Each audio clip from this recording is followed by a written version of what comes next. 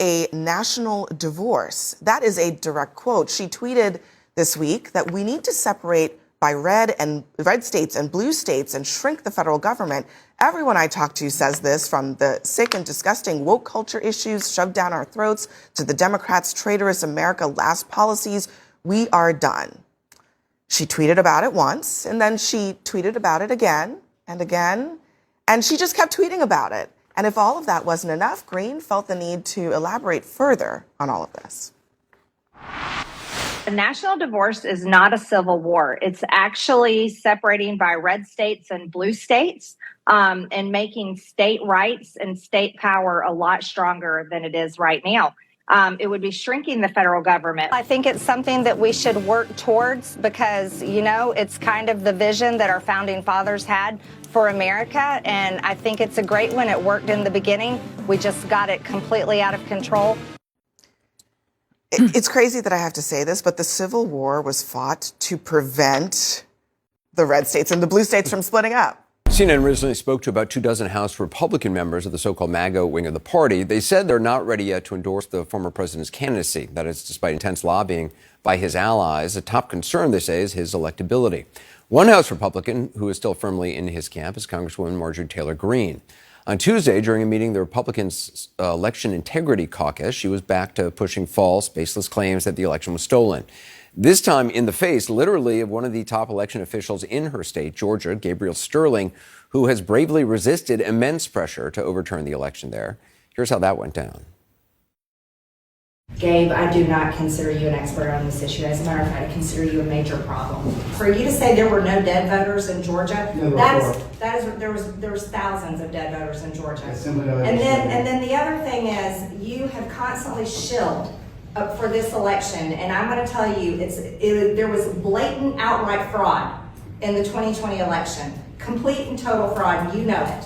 You absolutely do know it. And I'm going to follow up with one more thing. Trump won Georgia. I know you don't like for me to say that, but I am convinced that he did.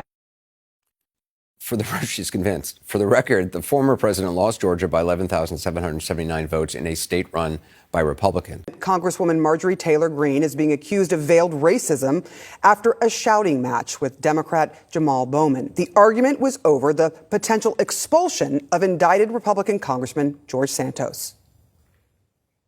The party has to kick him out. He's embarrassing y'all. The party's hanging by a thread. The party's hanging by a thread. We gotta save the party. Listen, no more QAnon. I need you to save the party. The Congresswoman suggested she felt physically threatened by Bowman because he had a, quote, history of aggression. Listen. What concerns me about Jamal Bowman is he has a history of aggression. What's on video is Jamal Bowman shouting at the top of his lungs, cursing, calling me a white supremacist, which I take great offense to. That is like calling a person of color the N-word, which should never happen. Calling me a white supremacist is equal to that. And I am concerned about it. I feel threatened by him. She was likely hearkening back to this incident last month. Any rhetoric that uplifts white supremacy, we are pushing back against that in all its forms. Marjorie Taylor Greene needs to take her ass back to Washington. This was Congressman Bowman's response to what Greene has said. Unfortunately, this country has a history of characterizing black men who are outspoken, who stand their ground, and who push back as being threatening or intimidating. So she's not even using a dog whistle. She's using a bullhorn to put a target on my back. I never invaded her personal space. I was laughing and gregarious the entire time. How is that intimidating? Unfortunately, white supremacists, historically, this is what they do. Here's why he's saying that. This is some important context you should know. Greene is the same person who chased down a teenage survivor of Florida's deadliest school shooting, who was on the Hill advocating for gun control. Watch. You don't have anything to say for yourself? You can't defend your stance? How did you get over 30 appointments with senators? How'd you And this February, Green spoke at a white nationalist conference organized by well-known white supremacist Nick Fuentes. Congresswoman Jasmine Crockett is not backing down, calling her Republican colleague Marjorie Taylor Greene racist after a contentious committee meeting. A late-night House oversight markup last night was derailed for nearly an hour after Greene mocked Crockett. You can see for yourself. Do you know what we're here for? You know we're here about AG. I don't think you know what you're here for. Well, you the one talking about. I think your fake eyelashes are messing up. No, ain't nothing. Hold on. Listen. Order. Mr. Chairman, That's beneath would even you please regain order of your committee? Order. Please. There's a point of order. We have a point of order. Mr. Lynch. I do have a point of order, and I would like to move to take down Ms. Greene's words. That is absolutely unacceptable. How dare you attack the physical appearance of another person? Are your feelings hurt? Her words down. Oh, girl, baby girl. Oh, really? Don't even play. Baby girl? I don't think we are going to move, and we're going to take your words down. I second that motion. Now, after that, there was a failed vote to strike Greene's comments from the record, and she was allowed to continue her remarks.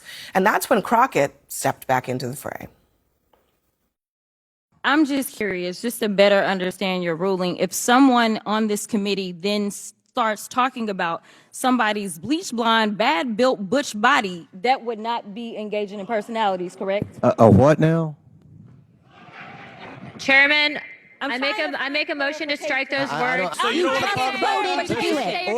Order. I'm trying to get clarification. Look at, calm down. Calm No, down. because this I is will what let y'all you get do. through proceedings. So I'm trying to get Ms. clarification. Crockett, you're not Y'all wanna recognized. play Ms. games, I can't hear Crockett. you with your and yelling. You don't want Calm me to down. Be, Can no, you please calm down? Don't tell me to calm down. Calm down. Because y'all Please talk calm noise, down. and then you You're can't out of take control. Because if I Look, come, Chairman, if I can come we and send talk outside to shit take a about break her, for 5 y'all minutes? gonna have a Mr. problem. Chairman. Greene brushed off any criticism that she got over the last 24 hours, writing this: AOC isn't intelligent. Jasmine Crockett has fake eyelashes. These aren't attacks on personalities. These are just facts. Dr. Anthony Fauci, who became the face of America's response to the COVID pandemic, went before Congress today for the first time since retiring from government service 2 years ago for perhaps his final showdown with Republicans over mask mandates, vaccine guidelines, and the origins of COVID-19. Things quickly went from tense to emotional to chaotic. Exhibit A, Georgia Congresswoman Marjorie Taylor Greene. Do you represent science, Mr. Fauci? Yes or no? No, that's not a yes or no answer. Yes, it's a yes or no. But this is science. What does dogs have to do with anything that we're talking about today? These are scientific experiments. You're not doctor. You're Mr. Fauci in my few minutes. He belongs in Don't prison. suspend. I've instructed her to address him as a doctor. I'm not addressing him as doctor. Is this what we have become? Is this what we have devolved into? We should be writing a criminal referral because you should be prosecuted for crimes against humanity. You belong in prison, Dr. Fauci. Marjorie Taylor Greene, who obviously has been one of the most vocal of those saying he shouldn't have done the strikes, she said this to Manu Raju just a few moments ago. Take a listen. And we saw President Trump's measured response, and his message on Truth Social is exactly the same messaging that we elected him for. He wants peace, he wants this to end, and he's going to urge Israel that it's time to end. I believe she said that to Manu before the president posted about the potential ceasefire. Of course, that comes a few hours, I think, after she posted on on X. It feels like a complete bait and switch to please the neocons, warmongers, military-industrial complex contracts, and neocon TV personalities that MAGA hates and who were never Trumpers. Minutes before the president's ceasefire announcement, she said this. I think what you're seeing is a very big divide in the MAGA base, and I think that's also something important to talk about, and I think it's generational. We've been lied to too many times, and I think it's right to be skeptical. But I think you're seeing a major divide in Republican voters. Now, as a potential end to this conflict is on the horizon, the congressman writes on social media, "Thank you, President Trump, for pursuing peace." For the first time in his political life, Donald Trump is losing control of the message. The MAGA base is demanding answers after Attorney General Pam Bondi announced that Jeffrey Epstein did not have a client list. At the time of his death, Epstein faced charges over the sex trafficking of underage girls. How big of a blowback is there right now in MAGA world specifically? It's pretty big, I have to be honest. It's just a red line that it crosses for many people. Jeffrey Epstein is literally the most well-known convicted pedophile in modern-day history.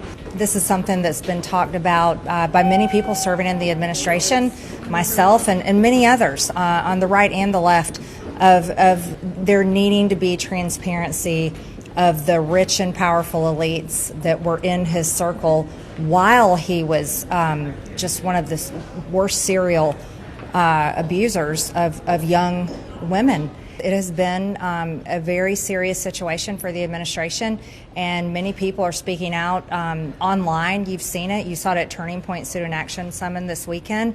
And a lot of people in MAGA, they really want to know more information about the people that were involved with Jeffrey Epstein, and is there a blackmail list, and are there foreign countries' governments involved? And there's nothing wrong with people continuing to ask that. President Trump has declared he is officially pulling his endorsement of MAGA firebrand Marjorie Taylor Greene. The Georgia Congresswoman has been demanding the release of the Epstein files and has criticized the president for spending too much time abroad. The president, has apparently heard enough, posting on Truth Social overnight that all wacky Marjorie Taylor Greene does is complain, complain, complain. I think that her constituents aren't going to be happy. Already I have people calling me, they want to challenge her to a race in her district in Georgia. And, that's too bad. She's lost a wonderful conservative reputation. But when she says, don't go overseas, if I didn't go overseas, we might be in a war right now with China. I stood with President Trump when virtually no one else did. Campaigned all over the country, spent millions of my own dollars helping him get elected. And I think that's incredibly important. And I do support him and his administration. And I support them in delivering the campaign promises we made to the American people. His remarks, of course, have been hurtful. However, I have something in my heart that I think is incredibly important for our country. And that is to end the toxic fighting in politics. And this has been going on for years, and it has divided our country, split up friends and families, neighbors, and it's not solving our problems.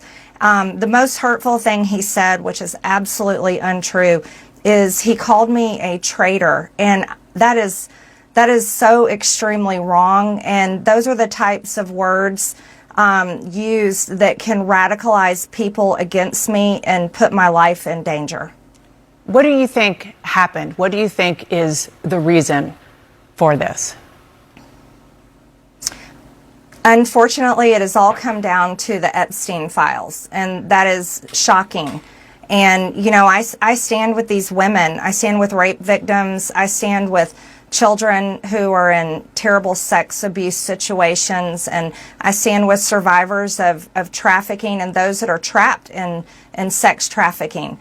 And I will not apologize for that. I believe the country deserves transparency in these files, and I don't believe that rich, powerful people should be protected if they have done anything wrong.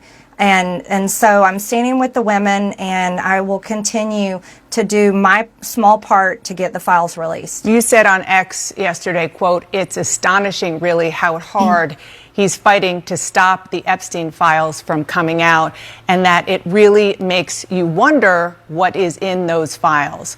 Are you suggesting there's something in the Epstein files that President Trump does not want Americans to see? Well, I think that's the part that has so many people confused, is that the women themselves that I have talked to have over and over again said that Donald Trump did nothing wrong. Quite a few of them even told me they voted for him. And those are the women I would like to see in the Oval Office with support. I would like to see all of the women there with support. I have no idea what's in the files. I can't even guess, but that is the questions everyone is asking, is why fight this so hard? Well, before this blow up, you sort of alluded to this just now. You said you were confident the president wouldn't be implicated. Are you still confident of that? I'm listening to the women. Those are the ones that are saying that he did nothing wrong. Virginia Giuffre even said under oath that Donald Trump did nothing wrong, and she wrote it in her book. So I'm continuing to listen to the women, and I think their voices should be the loudest. You posted on X that President Trump is, with his comments, fueling a, quote, hotbed of threats against you. Obviously, any threats to your safety are completely unacceptable. But we have seen these kinds of attacks or criticism from the president at other people. It's not new. And with respect, I haven't heard you speak out about it until it was directed at you. Dana, I think that's fair criticism. And I would like to say humbly, I'm sorry for taking part in the toxic politics. It's very bad for our country. And it's been something I've thought about a lot, especially since Charlie Kirk was assassinated, is that I'm only responsible for myself and my own words and actions. And I am committed, and I've been working on this a lot lately, to put down the knives in politics. I really just want to see people be kind to one another, and we need to figure out a new path forward that is focused on the American people, because as Americans, no matter what side of the aisle we're on, we have far more in common than we have differences. Yeah. And we need to be able to respect each other with our disagreements. So just to put a button on this, you regret the things that you have said and posted in the past, the Facebook post that was taken down of you in 2020 holding a gun alongside the squad, encouraging people to go on the offense against the socialists, liking a tweet of somebody calling for the execution of Nancy Pelosi and former President Obama. Just examples. Well, Dana, as you know, and many people know, I addressed that back in 2021. And of course, I never want to cause any harm or anything bad for anyone. So that was addressed back then, and I very much stand by my words I said then, and I stand by my words today. I think America needs to come together and end all the toxic, dangerous rhetoric and divide.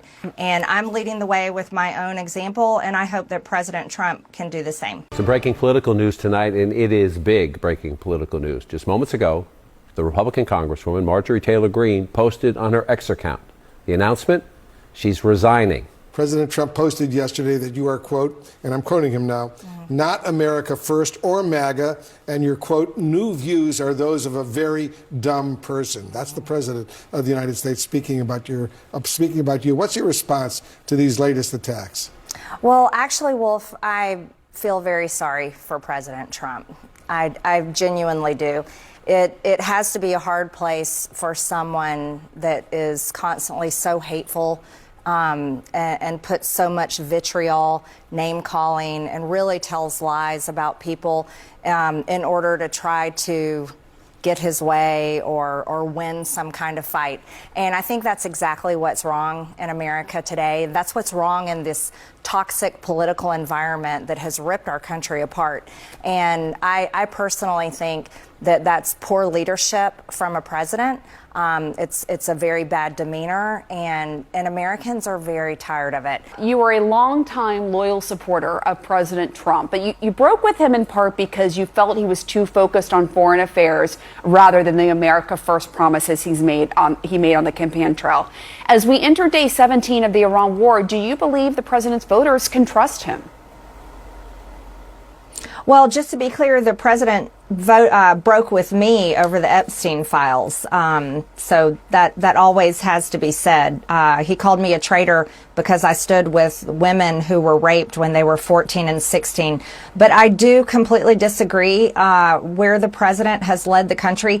You know what? It makes absolutely no sense, Pamela, going into midterm elections. Let's remove Donald Trump out of it. Let's just put any president in there.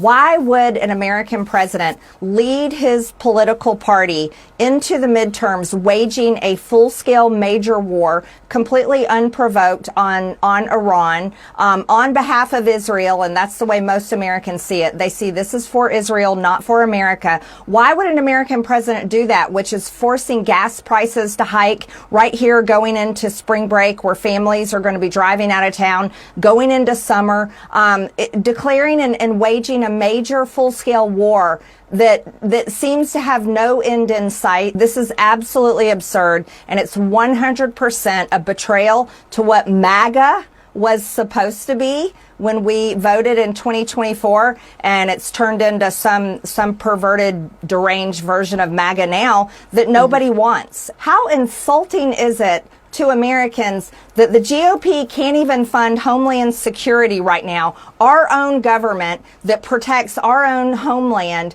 while they're waging some war like 6,800 miles away in a country that none of us have ever been to, against a foreign people that none of us know, killing many of these people, even to the point of killing their children. It's just absolutely absurd. I know you recently called for the president to be removed from office under the 25th Amendment to the Constitution after that threat that he made about destroying the whole civilization of Iran. The president has a long history of shocking and unprecedented social media posts. Why was this the final straw for you? Because it's absolute madness. How can any person that is mentally stable call for an entire civilization of people to be murdered, to be wiped out, to never come back again? That's what the president called for. And that shows that there's serious instability in his thinking, that he would, not only would he even say that in a private room, perhaps with his advisors, but actually go to his megaphone, his Truth Social, and post that for the entire country and the entire world. And it's unreal. This should never be tolerated. I know it's a very difficult, hard stretch to see it actually coming through, but the conversation needs to be had, and he's out of control. And people within the administration need to step up, take responsibility, and rein this in. I don't think that our good men and women in the U.S. military would want to even carry something like that out. That's the other thing. And I think that's important to point out. Our men and women in the military are the greatest among us. They're serving our country, defending our freedoms, and I'm so grateful to them, and I support them so much. But we should never have a commander-in-chief that would call for the great men and women of the United States military to wipe out an entire civilization and put that on their shoulders. And, you know, we've already got so many veterans that live with PTSD every single day in America, that can't sleep at night with terrible nightmares of the wars that they fought in foreign lands, foreign wars and foreign lands, not for America, for foreign countries and foreign purposes. And this is what the president was talking about. So I can only take him at his word, because those are the words that he spoke to the entire world. There's also a new report out today, an extensive report that's in the New York Times, and it's based on Maggie Haberman and Jonathan Swan's upcoming new book that's about to be published called Regime Change. And they write in this new report today about how the release of the Epstein files, debating over how to handle Jeffrey Epstein, basically paralyzed the White House. And there were meetings in the Situation Room even where obviously, you know, of the utmost national security concern, meetings pertaining to that happened. When you read that and you hear that the president's team, the vice president, the chief of staff, everyone's meeting inside the sit room about Jeffrey Epstein, what does it tell you about how they viewed that story? Well, unfortunately, that's not new news to me. Unfortunately, that was something that I lived through. I watched the Speaker of the House shut down the government and keep the House completely out of session for 8 weeks in the fall of 2025, simply because he was under orders of the president and his team not to do anything in the House of Representatives, because they were doing everything they could do to stop that resolution from passing the House. the same resolution that I signed the discharge petition to force to a vote on the floor. I'm not surprised by this news, Caitlin, because I also had a very uncomfortable phone call with the president before the release of the Epstein files, where he told me that his friends would get hurt if the files were released. And I'll never forget that. I'll also never forget the text message he sent me when I told him that my son's life was being threatened because he was calling me a traitor because I fought to release the Epstein files, where he told me that I deserved it. And so this doesn't shock me that his team was paralyzed. But I tell you what it is. It's absolutely ridiculous and unforgivable. We're talking about pedophiles and rapists of the elite class of people that never get held accountable for anything. So if they were paralyzed and scared and didn't know what to do about releasing the Epstein files, these people are absolutely absurd. They don't deserve the American people's trust. As a matter of fact, we should consider them as, they should be considered traitors. They're traitors. The ones that refuse to release the Epstein files, want to cover up for pedophiles and rapists and all sorts of disgusting things in these files. Those are the traitors to the American people, and they should be ashamed of themselves. This report basically says it was the president who didn't want anything released. Are you saying that applies to the president himself? I'm saying exactly that. He told me on the phone that his friends would get hurt, and that's why he's against releasing the Epstein files. And I think we've seen a lot of that dribble out. So yeah, it all matches. It completely adds up, from the phone call that I had with the president to this report that is coming out. It totally, it all lines up. I mean, it's pretty remarkable to hear you say that you think the president is a traitor. What is remarkable to me is that this administration, people that we voted for, demanding transparency, the man that campaigned all over the country claiming that he would be the one to drain the swamp, is the very man that fought to keep the Epstein files from being released. And then he in turn called me the traitor because I fought to release the Epstein files. You know, many people have turned and said, oh, she's a Democrat now. I'm not a Democrat. Nothing changed about my views. I'm unapologetically America first. As a matter of fact, I've taken off the Tea Party jerseys. I don't want anything to do with any of them. I'm straight down the line, strictly for the American people. But it's been shocking to people, many people that voted for Donald Trump, many people that voted Republican, that they would actually follow through to try to cover up the Epstein files. And that's the part that everyone just can't even understand. Do you regret supporting Trump for president? And where do you think the movement and the country is headed? And will you position yourself to try to take, at least the Republican side back to what you believe to be the America First principles? I don't regret what I campaigned on, because nothing about me has changed. And in 2024, when I helped President Trump get elected, he was pretty clear on what we were campaigning on. What I don't support is the man that he's turning into be, a man that is hell-bent on war and destruction, has forgotten about the American people that are struggling so much economically, and has basically gotten incredibly focused on his biggest donors and their top issues. That's what I'm against. Going forward, I'm looking past Donald Trump. I'm looking towards a future that is focused on my children's generation. They're all in their 20s. And I think that's the generation that we should be fighting for. And that's the generation that's been largely failed. So I will continue to be vocal, because we have to look towards the future and how to solve those problems for the American people. And so that's where my focus lies.